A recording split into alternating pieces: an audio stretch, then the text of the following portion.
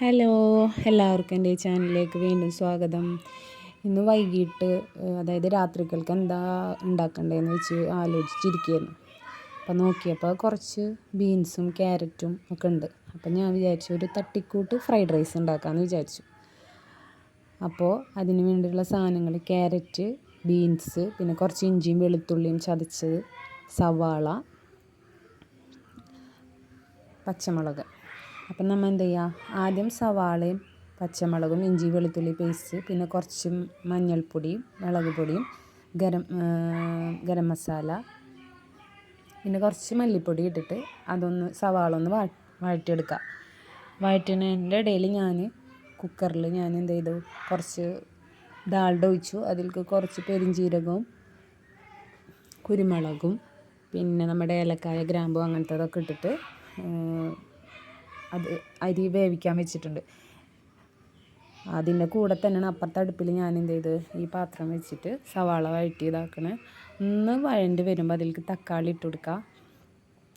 പിന്നെ ഈ ബീൻസും ക്യാരറ്റും അതിലിട്ടിട്ട് നല്ലോണം മിക്സ് ചെയ്തെടുക്കുക. എന്നിട്ട് അതവിടെ നമ്മൾ മാറ്റി വെക്കണം.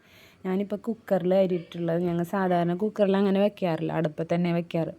ഞാനിപ്പോൾ അരി വാങ്ങിച്ചിട്ടുള്ളത് മാവേലി സ്റ്റോറിൽ നിന്ന്. അപ്പോൾ ആ ബിരിയാണി അരിക്ക് ഇത്തിരി വേവ് കൂടുതലാണ്. അത് നമ്മൾ ചിലപ്പോൾ കറക്റ്റ് വേവിൽ നിന്ന് ഊറ്റിയെടുത്താലും ഇരിക്കുമ്പോൾ അത് ഒന്നും കൂടി ഹാർഡായി പോവും. അപ്പോൾ ഞാൻ ഒരു വിസിൽ വന്നാൽ ശരിക്കും ബിരിയാണിയുടെ അരി ശരിക്കും വേവും. പക്ഷേ അങ്ങനെ കുക്കറിലിട്ടാൽ പക്ഷേ ഇത് വേവുന്നില്ല. അപ്പോൾ ഞാൻ എന്ത് ചെയ്ത് 2 വിസിൽ വരുത്തിയിട്ട് 2 വിസിൽ വരുന്നതിന് മുന്നേ ഓഫ് ചെയ്തിടും കുക്കർ.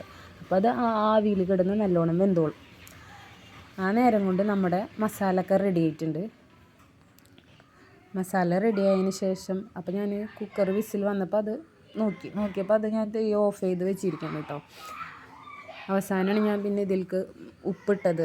മസാലയിൽ ഉപ്പിടാൻ മറന്നുപോയി. അപ്പോൾ കുറച്ച് ഉപ്പും കൂടെ ഇട്ടിട്ട് നല്ലോണം ഒന്ന് മിക്സ് ചെയ്ത് എടുക്കാം. നമ്മളിത് ഭയങ്കരമായിട്ട് വെന്ത് ഉടയേണ്ട കാര്യമൊന്നുമില്ല. നമ്മൾ കണ്ടിട്ടില്ലേ ഇപ്പോൾ കടയിൽ നിന്നൊക്കെ വാങ്ങിക്കുമ്പോൾ ഉള്ളത്, അതുപോലെ ആക്കി എടുക്കാം. അപ്പോൾ കുക്കർ തുറന്ന് നോക്കിയപ്പോൾ അരി നല്ലോണം വെന്തിട്ടുണ്ട്. ഒട്ടും വെള്ളമൊന്നുമില്ല, കറക്റ്റ് വേവായി കിട്ടിയിട്ടുണ്ട്. അല്ലെങ്കിൽ നമ്മൾ ഇങ്ങനെ കടിക്കുമ്പോൾ അരി കടിക്കുന്ന പോലെ നമുക്കൊരു ഫീൽ ചെയ്യും. അപ്പോൾ അതില്ല. അതിന് ശേഷം നമ്മൾ എന്താ ചെയ്യുക, ഈ മിക്സ് മാറ്റി വെച്ചിട്ടുണ്ടല്ലോ ഈ മസാലക്കൂട്ട്, അത് നമ്മൾ ഈ ചോറിലേക്ക് ഇട്ട് കൊടുക്കാം. എന്നിട്ട് ആ ചോറ് നല്ലോണം മിക്സ് ചെയ്ത് എടുക്കാം. ഇത് വെറുതെ ഇങ്ങനെ കഴിക്കാനും ടേസ്റ്റ് ഉണ്ട് കേട്ടോ. നമ്മളിപ്പോൾ എപ്പോഴും നമ്മുടെ വീട്ടിൽ ചിക്കനും മുട്ട ഒന്നും എപ്പോഴും ഉണ്ടാവണമെന്നില്ലല്ലോ. അപ്പോൾ ഇങ്ങനെ ആക്കിയാലും ടേസ്റ്റ് ഉണ്ട്. അപ്പോഴത്തേനും മോനെന്ത് ചെയ്ത് കടയിൽ പോയിട്ട് 3-5 മുട്ടൊക്കെ വാങ്ങിച്ചിട്ടുണ്ടായിരുന്നു. അപ്പോൾ ഞാനിത് ആ ചട്ടി അവിടെ വെച്ചിട്ട് അതിൽ തന്നെ കുറച്ച് വെളിച്ചെണ്ണ ഒഴിച്ചിട്ട് മുട്ട അതിൽ പൊട്ടിച്ചൊഴിച്ചു. എന്നിട്ട് അതും കൂടെ അതിൽ മിക്സ് ചെയ്തിട്ടിട്ടുണ്ട് കേട്ടോ. പിന്നെ നമുക്കിതിലേക്ക് സോസ് ഉണ്ടെങ്കിൽ ഒഴിക്കാം കേട്ടോ. എന്തെങ്കിലും ഒരു സോസ്, അല്ലെങ്കിൽ പുളി രസത്തിന് ഇത്തിരി ചെറുനാരങ്ങ നീര് പിഴിഞ്ഞൊഴിക്കുമ്പോൾ ഒരു ടേസ്റ്റ് കൂടുതലുണ്ടാവും. അപ്പോൾ നിങ്ങൾ വിചാരിക്കും ഫ്രൈഡ് റൈസിന് എവിടെ നിന്നാണ് അങ്ങനത്തെ ഒരു ടേസ്റ്റ്. പക്ഷേ ഇപ്പോൾ അത് എല്ലാം കൂടിയിട്ടുള്ള ഒരു ഇതാണ്. ഇതിങ്ങനെ വെറുതെ കഴിക്കാനും നമുക്ക് ഇഷ്ടപ്പെടും. ഇപ്പോൾ ലഞ്ച് ബോക്സിനൊക്കെ കുട്ടികൾക്ക് കൊടുത്തയക്കാം. ചൂട്ടോടെ കഴിക്കുന്നതായിരിക്കും ആ ടേസ്റ്റ്.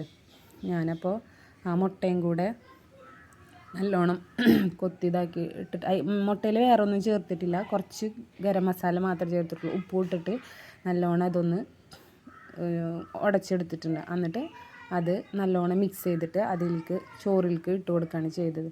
നിങ്ങൾക്ക് മല്ലിയില ഉണ്ടെങ്കിൽ മല്ലിയില ഒക്കെ ഇട്ട് കൊടുക്കാം കേട്ടോ. ഞാനപ്പോൾ ഇത് നല്ലോണം ഇങ്ങനെ ആക്കി ഗ്യാസൊക്കെ ഓഫ് ചെയ്തിട്ട് ശേഷം ഈ ചോറിലേക്ക് ആ മുട്ടയും കൂടെ ഇട്ട് കൊടുത്തു. അപ്പോൾ ഇത് കഴിച്ചിട്ട് നല്ല ടേസ്റ്റ് ഉണ്ട്. അപ്പോൾ നിങ്ങളുടെ അഭിപ്രായം ഒന്ന് പറയട്ടോ.